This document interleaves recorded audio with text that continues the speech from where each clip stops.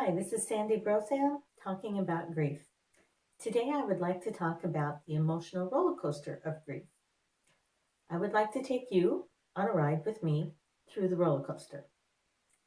When I talk about my grief journey, I compare it to actually the ocean because sometimes I feel like that whirlpool is just spinning around and it sucks me down. And when I'm on the bottom, floating around, I hit all those jagged rocks and the coral that cut your feet. I get chewed on by fishies. I get stung by jellyfish. I might even have an electric eel come up and zap me a time or two. It's an ugly place. So I have to swim for the beach. And sometimes I can make it. Other times the waves, they just pull me back.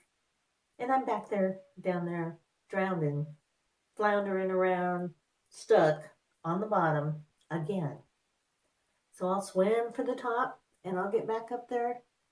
And sometimes I make it up to the beach. I call that Grief Beach because that's where I can rest. That's where I can find my peace, my solitude. I can just rest my soul. But when I get to Grief Beach, there's something up there I have to go through before I can find solace and peace. I have to go over the emotional roller coaster. And I have to ride that. I can't go around it. One side of it is a big, steep cliff. I can't climb it. The other side is where all the jagged rocks are and the sharks and all the things that are going to eat me before I can make it through there. So I have to ride that roller coaster. Now, this roller coaster, it can be pretty scary. You know how some of you may not ride roller coasters, but some of you do. And just like in the pictures you saw before I started talking, some of them can be pretty scary. They've got huge turns. They flip you around. They turn you upside down. They just totally shake up your world to where you don't know if you're up or down or sideways. Grief does that too. Does to me, and I'll bet it does it to you too. So let's go ride that roller coaster. Let's talk about how we make it through the emotional roller coaster. Now, the first time I got to the beach, I was too tired. I was exhausted.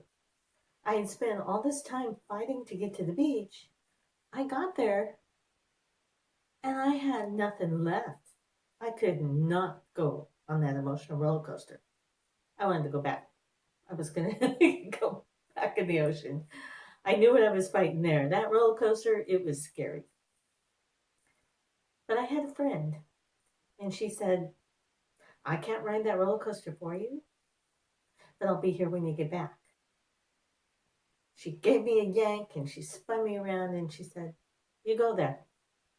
You go ride that emotional roller coaster. You go over the top.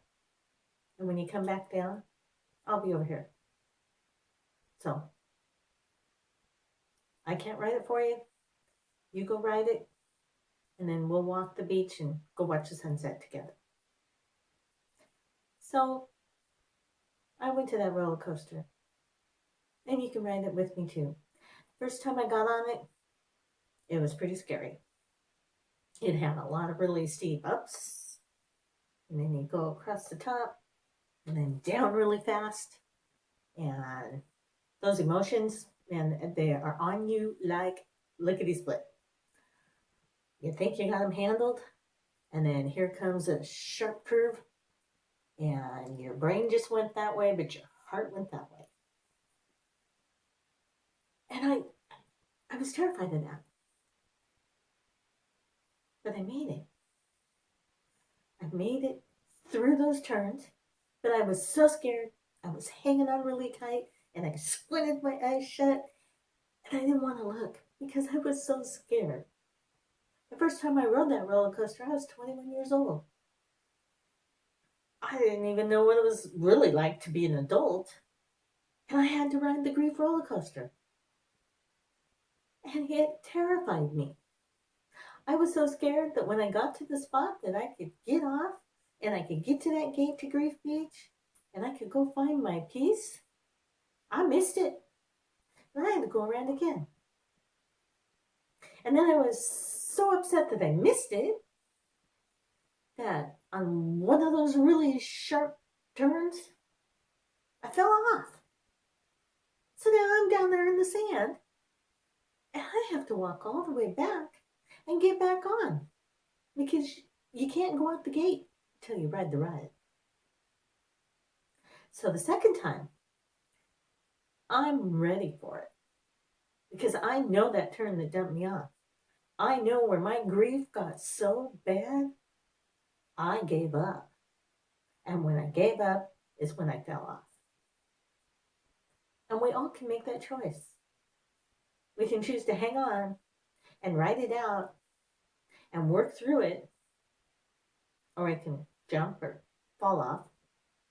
But you're stuck in that vicious cycle because you're either going to have to get back on that roller coaster or go back in the water. There's no sitting up on the bank watching the sunset. You got to work your way through it. Grief doesn't give you a free ride. Grief makes you pay full rate. So now when we get on this roller coaster, we're going to hang on. But when we get to the top, we're going to open our eyes and open our heart and open our hands and ride that baby all the way to the bottom. And when we get there, we're going to get to the gate. And when we get to that gate, it's going to be so good because our hearts are open and all that negative fear and doubt and anger, it blew out. On the roller coasters, the wind was going by and whipping by. It took that all away. So now we're ready to walk upon Grief Beach. When we hold all that negative in, and all that negative is the fear of the unknown, the pain that that fear caused, the anger. And I had anger at everything. I was mad at God because he took not one, but two of my children. I was mad at myself. I was number two because it had to be my fault.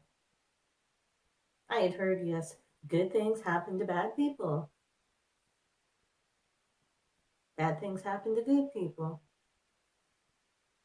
I didn't think I was bad, but I must have been. I was a bad driver. I wrecked my car. And for being a bad driver, I paid the price of watching my son be ripped apart by a guardrail.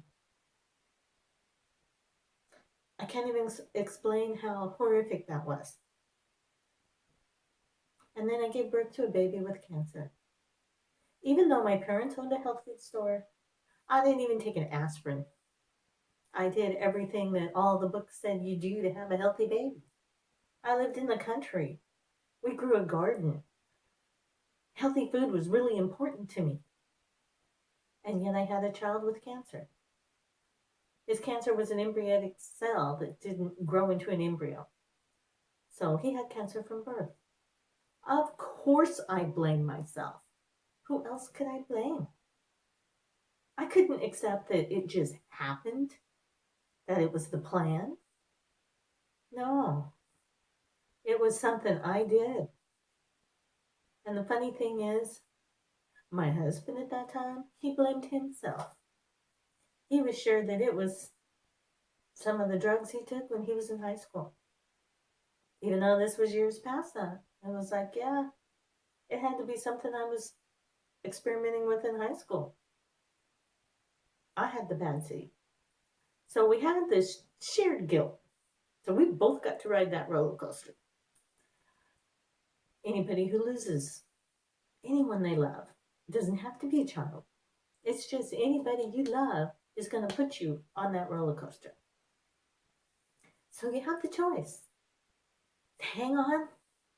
And as you're going through those turns and you get up to the top and you're shooting down the bottom, you let all that negative fly with the wind that's going right past you. and you make it to the bottom and you find peace. Or you can hang on and shut your eyes and scratch, and you can keep all that negative. It's your choice. Some people choose to stay stuck for a very long time. I had points in my life when I would get stuck. It took 4 years the first time to crawl out of the dark, dark hole of grief. And then, as I'm rebuilding my life, married to a new man, I have 2 more children, which scared me. Each baby scared me. But I was doing okay. So here I was, I had 3 children. Okay, life goes on. I'm moving forward. We love each other. It's a good life. Until fate stepped in and said, no, don't get too comfortable. You know nothing's promised. And guess what? Your baby has cancer. When my son was diagnosed, finally at 14 months, I could say the word. I could not say, my child, my 14-month-old baby, has cancer. The word cancer would not come out of my mouth because I couldn't believe it. I had tried so hard, especially with my parents owning a health food store and me working in it and raising our own food.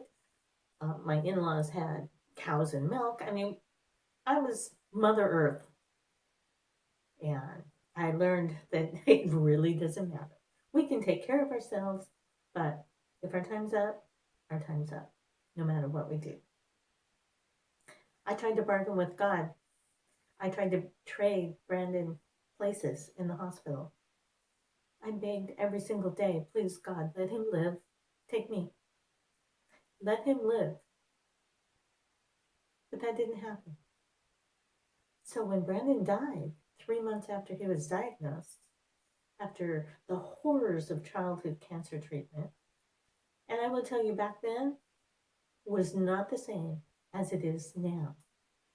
It was much more traumatic on the child. So I had guilt that I put my child through all of this torture, and then he died. I would hold him and rock him and tell him, I am so sorry. We have to do this so you can live. But he didn't. So then I felt like I just tortured him for 3 months. And then he died. And he died in great pain. So I was out there in the ocean for a really long time. I'd kind of get to the beach, but those emotional storms would hit and they would drive me back out. So once I made it to the beach, I had to get on that emotional roller coaster so I could get my life back. I was lost and I hurt and it was so scary.